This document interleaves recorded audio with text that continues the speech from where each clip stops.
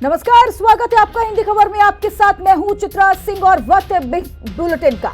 छत्तीसगढ़ ओडिशा की सीमा पर मौजूद गरियाबंद जिले में सुरक्षा बलों ने 20 हार्डकोर नक्सलियों को मार गिराया। इनमें 1 करोड़ का इनामी नक्सली जयराम उर्फ चलपति भी है। मुठभेड़ रविवार रात शुरू हुई और मंगलवार सुबह नक्सलियों के मारे जाने की खबर सामने आई। सुरक्षा बलों ने 60 नक्सलियों को घेर लिया था। ड्रोन से नक्सलियों के मूवमेंट का पता लगाकर सुरक्षा बल हमला कर रहे हैं। प्रदेश की बीजेपी सरकार के लिए एक बड़ी उपलब्धि है। अब तक आम लोगों की हत्या का आरोप लगाने वाली कांग्रेस ज्यादा कुछ नहीं बोल रही है। कांग्रेस सुरक्षा बलों को उनकी उपलब्धि पर धन्यवाद तो दे रही है, मगर छत्तीसगढ़ सरकार के मामले में चुप है। आज इसी मुद्दे पर हम चर्चा करेंगे, लेकिन उससे पहले हमारी एक खास रिपोर्ट देखिए।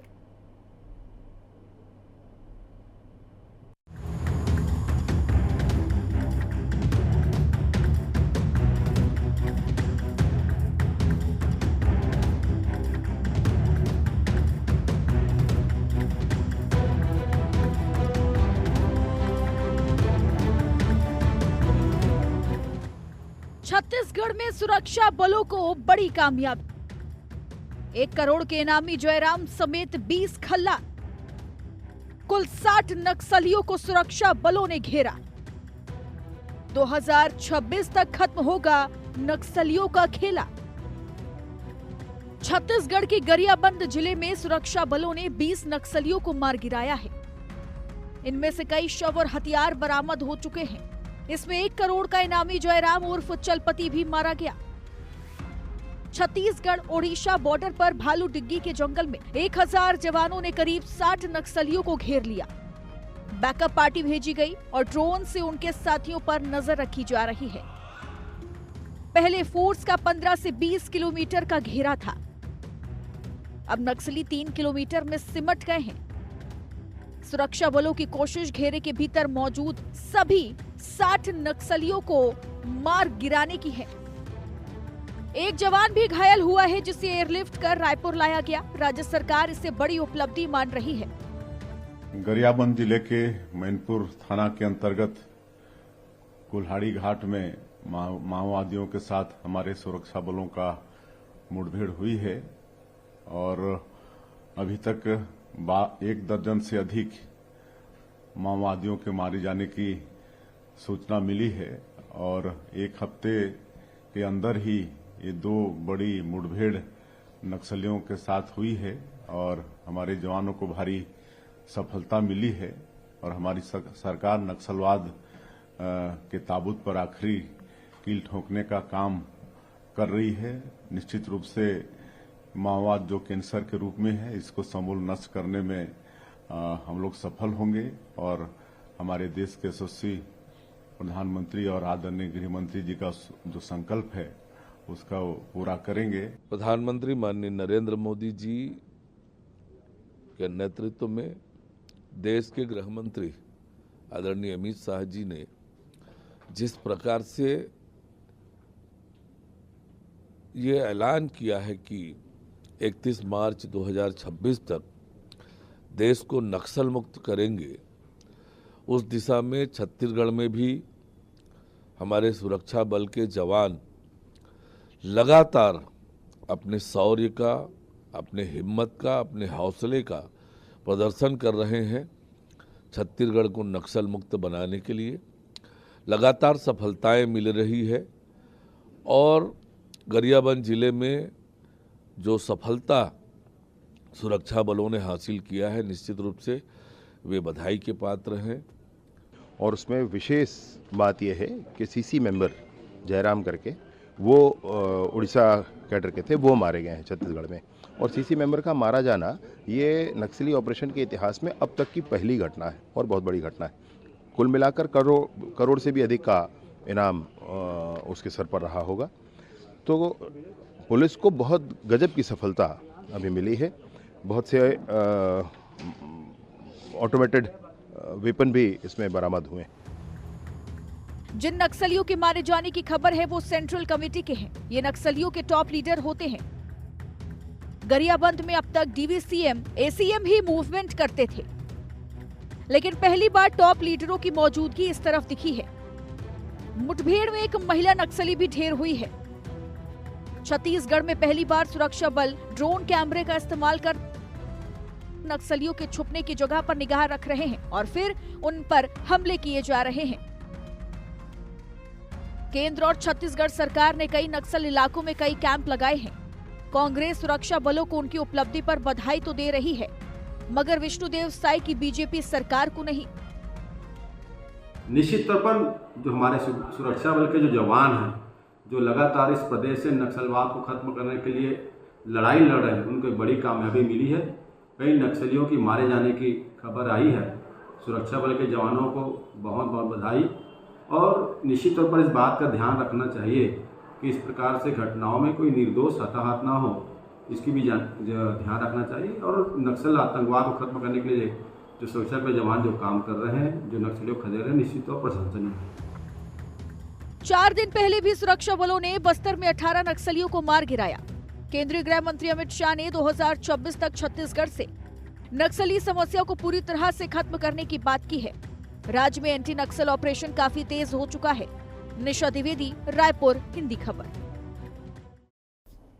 तो देखिए किस तरीके से गरियाबंद में 20 नक्सली हार्डकोर जो थे उन्हें ढेर किया गया है। और सबसे बड़ी बात यह है कि 1 करोड़ का इनामी यानी चलपति को भी ढेर कर दिया गया है।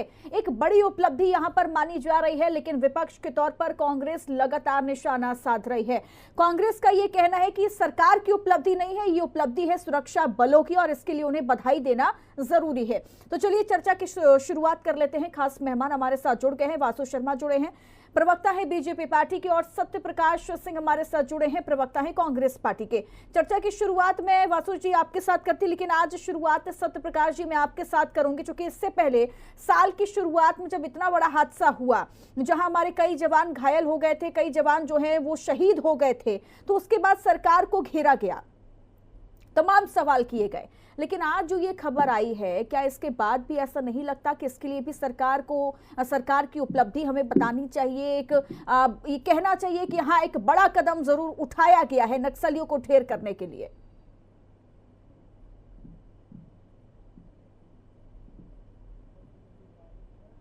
सत्यप्रकाश जी आवाज आ रही है आपको मेरी?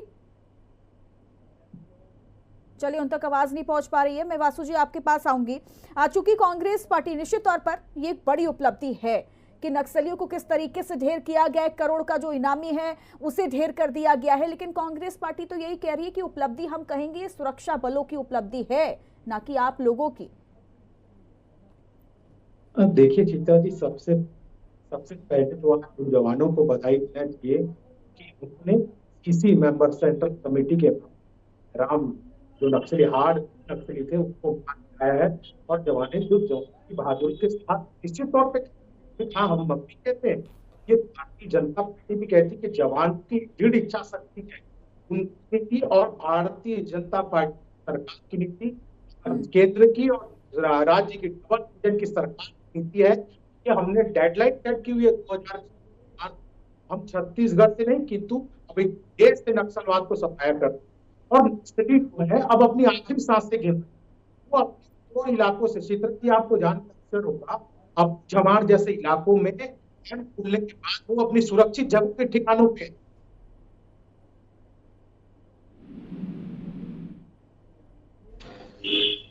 आवाज मिल पा रही है?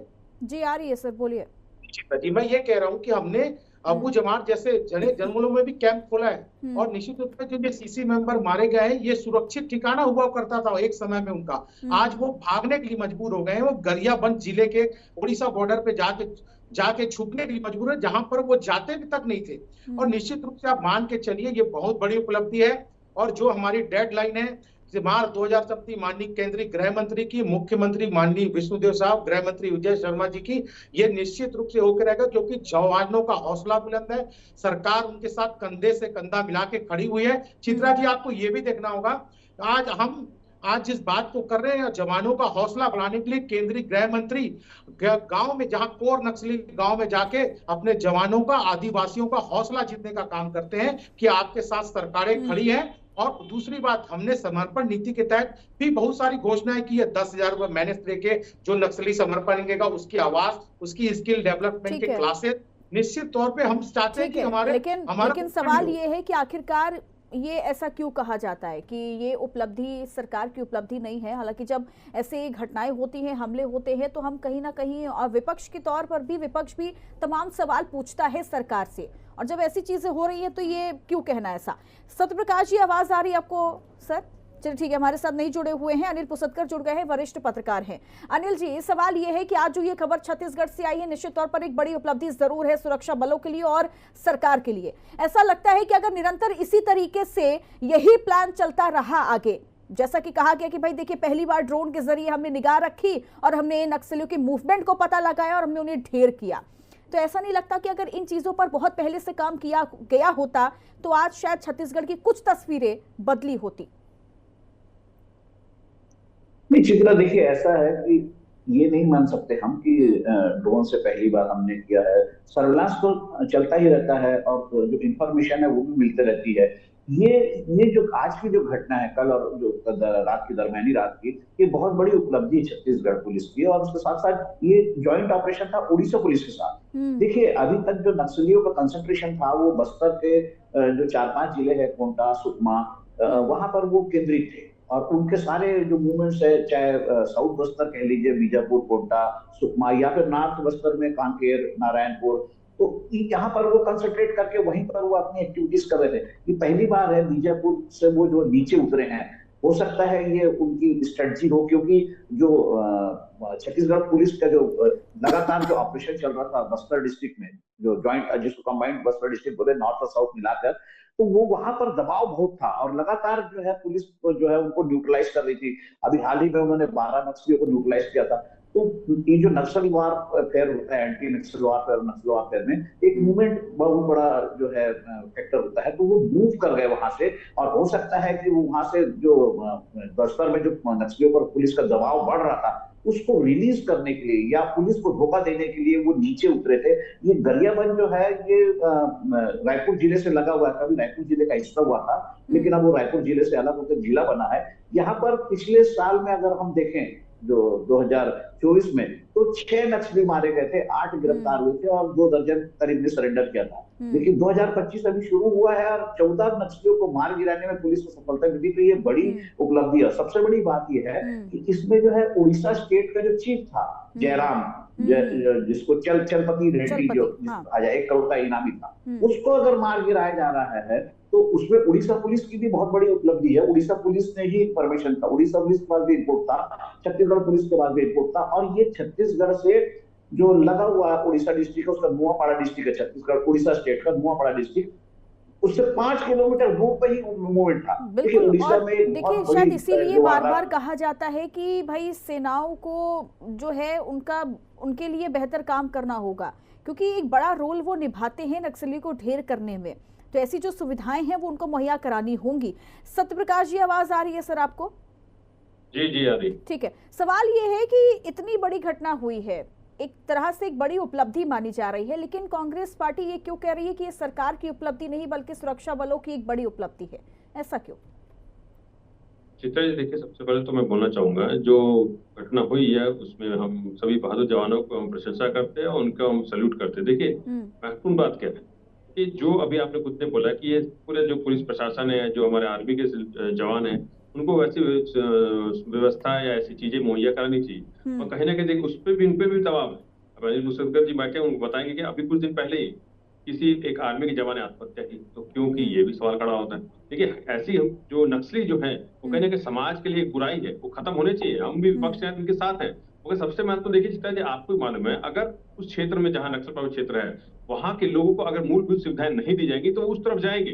सबसे महत्वपूर्ण बात वो है। आप देखिए सरकार जब से बनी 1 साल से, देखिए बस्तर क्षेत्र की मैं बात करूं जहां नक्सल प्रभावित क्षेत्र है, वहां की मैं बात करूं तो मूलभूत सुविधाएं जो है कहीं ना कहीं बंद कर दी गई है हमारी सरकार की। हमने एक दायरा बनाया था कि विकास, सुरक्षा की बात की थी, विकास की बात की थी, विश्वास की बात की थी। 65 भवनों की खरीदी की बात आप कीजिए, आत्मा स्कूल की बात कीजिए, मोहल्ला क्लिनिक की बात कीजिए, हाट बाजार क्लिनिक की बात कीजिए, तो हमने वहां पे वो सब चीजें दी जो आज वहां बंद है। आप देखिए 65 भवनों की खरीदी नहीं हो रही है वहां पे, क्लिनिक जो हाट बाजार क्लिनिक वो बंद है वहां पे, सड़कें जो हमने बनाई थी वो कहीं ना कहीं आज भ्रष्टाचार के भेंट चढ़ रही है। तो ये चीज दिख रही है कि आप कहीं ना कहीं जो चीज मूलभूत सुविधाएं जनता को मिलनी चाहिए वो नहीं मिल रही है। और क्यों ऐसा हो रहा है? और सबसे महत्वपूर्ण नक्सली घटनाएं जो हो रही है वो बढ़ रही है 1 साल के अंदर। ऐसा क्यों हो रहा है? कहीं ना कहीं ये सरकार का फेलियर है, क्योंकि आप कभी बात करते वीडियो कॉन्फ्रेंसिंग की, कभी बात करते फोन पे बात करें, कभी बात करते गूगल फॉर्म भरवाएंगे, तो आपके पास एक ब्लूप्रिंट नहीं है जैसे हमने बनाया था। और ये हमने प्रमाणित करके दिखाया था, क्योंकि अमित शाह जी जो गृह मंत्रालय संभाल रहे हैं वो खुद ने बोला कि भूपेश बघेल सरकार में 80% तक की घटनाएं कम हुई। और हमारी सरकार के मंत्री बताना चाहूंगा, जब हमारी सरकार पे आपको विश्वास नहीं होगा, 15 साल में इनकी सरकार थी, ये वो व्यक्ति जो 2 जिलों में जहां नक्सल प्रभावित क्षेत्र है वो 14 जिलों में गया।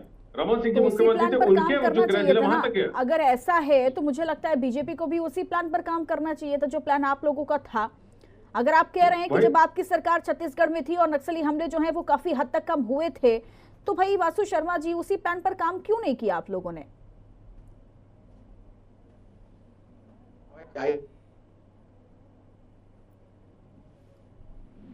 जब आर्मी फोर्सेस शहीद हो गए थे तब सरकार को घेरे थे मुख्यमंत्री और गृह मंत्री पूछ रहे थे कि आज जब आर्मी फोर्स जवानों ने नक्सलियों को ढेर किया तो सरकार चलिए सरकार की तारीफ मत कीजिए, एक राजनीति तो मत कीजिए प्रकाश जी। आज के समय में बोल रहे हैं ना, थोड़ा तो कर लीजिए। आप मैं आपको बताता हूँ चित्र, इनके समय जो नीति थी स्पष्ट नहीं, इनको कांग्रेस को समझ आता नीति क्या है। ये लोग कुछ काम नहीं करते थे, लॉजिस्टिकल क्षेत्र की सरकारें बनती थी, वहां पर लॉजिस्टिकल सपोर्ट के लिए थे, कई कैंप बंद हो गए। दूसरी बात ये कहते हैं कि आज जो आदिवासी इलाके हैं वहां लोग समर्पण करने तैयार नहीं है, लोग उधर नक्सली की तरफ। तो प्रकाश जी को मैं बता देना चाहता हूँ, पिछले 5 साल जितने लोग समर्पण नहीं किए ना, वो 1 साल के अंदर समर्पण कर चुके हैं। तो आप समर्पण में ऐसी खामी जो समर्पण नहीं कर रहे थे, हमारी समर्पण अच्छी है इसलिए इधर आप समर्पण कर रहे हैं नक्सली। तो भाई बड़े अध्ययन कर लीजिए, उसके बाद जितने लोग मुठभेड़ हुआ है उससे कई गुना ज्यादा ने समर्पण समर्पण भी किया, सरेंडर भी किया, भी देना चाहिए। अनेकों लोग की गिरफ्तारी हुई है, ये ब्लूप्रिंट तैयार है, कामयाबी है ना हमारे जवानों, हमारे सरकार की डबल इंजन सरकार की लगातार आप लोगों के पास एक ब्लूप्रिंट तैयार है। अगर सरकार के सामने एक ऐसा ब्लूप्रिंट है जिसके जरिए नक्सली घटनाओं को छत्तीसगढ़ में हमेशा के लिए खत्म किया जाएगा, तो भाई सत्यप्रकाश ये सवाल ये कांग्रेस पार्टी से भी लगातार किया जाता है। ऐसा नहीं है कि बीजेपी को मौका मिला, कांग्रेस को भी मौका मिला। आपने बोला कि घटनाएं जो हैं वो काफी हद तक कम हुई हैं, लेकिन बिल्कुल से खत्म तो नहीं हुई है ना। एक बड़ी चुनौती देखिए यहाँ पर यह है कि हमें छत्तीसगढ़ को कैसे नक्सल से मुक्त करना है, जो अब ये दावा लगातार कर रहे हैं 2026 तक तो हम सब सफाया कर देंगे। चित्रा जी 2004 से लेकर 2018 तक इनकी सरकार थी, 15 साल। 15 साल कम नहीं होता। चाहते तो नक्सल प्रभावित क्षेत्र को कहाँ लेके जा सकते थे, विकास की नई गाथा लिख सकते थे, मगर आज इनको क्यों फिर से डेडलाइन देनी पड़ती है? जब रमन सिंह थे तब भी वो डेडलाइन देते। अरे रमन सिंह जी तो बोलते थे भाई वो हमारे भाई बंधु, मैं चाहूँ तो बहुत कुछ कर दूं मगर दिल गवारा नहीं करता। ये रमन सिंह जी का बयान है, ये इनकी सोच है। और इनके जो आज भी मंत्री हैं वो नक्सली किताबें छापते थे। एयरपोर्ट में पूर्व सांसद की गाड़ी से नक्सली पकड़ाए थे, इनके जिला उपाध्यक्ष ट्रैक्टर सप्लाई में पकड़ाए थे। जैसे मैंने बताया 2 जिले तक नक्सली प्रभावित क्षेत्र थे, वो 14 जिलों तक गए। हमारी सरकार जैसे 15 साल में 196 गांव में बिजली तक नहीं पहुंचा पाए थे, हमने 5 साल में 196 गांव बिजली पहुंचाई, 54 से ज्यादा नए कैंप खोले, ये हमने करके दिखाया। जो फर्जी जमीन हमने वो हमने वापस दी, 14 से ज्यादा युवाओं के ऊपर जो फर्जी केस लगा वो वापस हमने कराए। ये हमारी सरकार ने करके दिखाया जो इन्होंने 15 साल में नहीं किया। और इससे बोलो देखिए, अगर आज की तारीख में बोलता हूं, अगर आज भी कहीं नक्सली घटनाएं कम हुई है तो 1 साल में हो जाएगा क्या? आप खुद बताइए। ये छोटा सा बच्चा भी समझेगा कि इसके पीछे बहुत चीज की हुई है पिछले 2, 3, 4 सालों में, तब जाकर उसका असर दिख रहा है। आप 15 साल में आप क्यों नहीं कर पाए?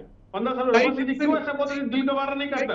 आपके लोग क्यों प्रशासन गाड़ी पकड़ाते, नक्सली पकड़ाते थे आपकी गाड़ियों में? ये दिख रहा है आपकी सोच क्या थी। मगर हमने एक नीति बनाई कि हम वहां पे विकास देंगे। 65 में खरीदी हमने की शुरू की, वो आज बंद है। वहां पे स्वयं सत्य समूह की जो महिलाओं के हमने कपड़े के उत्पादन को हमने जर्मनी तक भिजवाया, वो अब बंद है, उनको ऋण नहीं मिल रहा है। आप वहां की बात करिए, जो वहां पे आदिवासी है उनकी जमीन हड़पने का इन्होंने फिर से शुरू कर दिया, जो हमने वापस दिलाई। ये हमने करके दिखाया, इसलिए वहां कहीं ना कहीं नक्सली को पीछे जाना पड़ा, क्योंकि वहां की जनता नक्सलियों के समर्थन में खड़ी नहीं हुई। नीति और नियति में बहुत अंतर होता है, नीति और नियति में बहुत अंतर होता है। मुझे लगता है कि कांग्रेस ने भी अगर एक नीति को तैयार किया था तो उस नीति पर बेहतर काम क्यों नहीं हो पाया, और यही सवाल लगातार देखिए बीजेपी से भी किया जाता है। अगर आप लोगों की एक ठोस नीति तैयार है तो उस पर बेहतर काम क्यों नहीं हो पा रहा है। फिलहाल अनिल पुसतकर जी, सवाल ये भी है कि देखिए एक तरफ तो एक लक्ष्य रखा गया है 2026 तक छत्तीसगढ़ को नक्सल मुक्त करना है, लेकिन आपको लगता है कि अभी भी ऐसी चुनौतियां हैं जिनका सामना सरकार के साथ सेना सुरक्षा बलों को बहुत करना पड़ेगा और उसके लिए बेहतर व्यवस्थाओं के साथ काफी चीजों को देखना भी जरूरी है। वो चुनौतियां क्या नजर आती हैं आपको? नहीं, देखिए चित्रा, सबसे महत्वपूर्ण सवाल ये है कि नक्सल समस्या आज की है नहीं। जैसे प्रकाश अभी कह रहे थे कि हमारे कार्यकाल में ऐसा हुआ वैसा हुआ।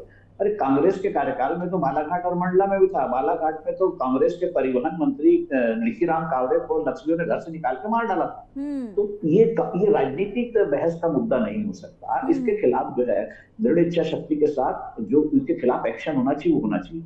अब सबसे बड़ी जो चुनौती की जो बात कर रही हैं आपकी, आज से नहीं, ये तो मध्य प्रदेश जब छत्तीसगढ़ मध्य प्रदेश का हिस्सा हो रहा तब से नक्सली है। तो उन्होंने जो माइंस बिछा कर रखी है, देखिए आज जो ब्लास्ट होता है, आईईडी ब्लास्ट होता है, हम सोचते हैं आज की बिछाई हुई नहीं है। वो सालों पहले वहां पे पूरे बस्तर में बारूद का जाल बिछाया हुआ है, प्रेशर आईडी बिछाई हुई है।